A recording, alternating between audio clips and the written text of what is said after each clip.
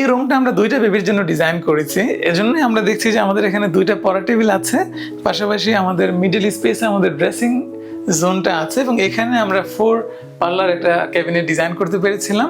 এবং এখানে যদি দেখি চমৎকার একটা কালার নিয়ে আমরা কাজ করেছি।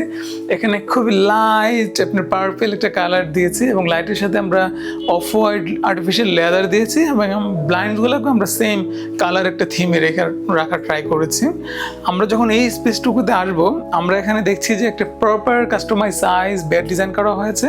এখানে একটি সাইড টেবিল ডিজাইন করা হয়েছে, এবং আপার পোর্শন থেকে আমাদের একটি হ্যাঙ্গিং লাইট ডিজাইন করা হয়েছে, এবং ক্লোজেটগুলোকে আমরা পার্ল হোয়াইট কালার দিয়ে ট্রাই করেছি। এখানে আমাদের ক্লোজেট ফুল ফ্যাসিলিটি আছে, এবং ড্রেসিং টেবিলে আবার আমরা দেখছি মিডল পোর্শনে আমরা 2 বেবির জন্য একটা কাস্টমাইজ সাইজ ড্রেসিং ডিজাইন করা হয়েছে।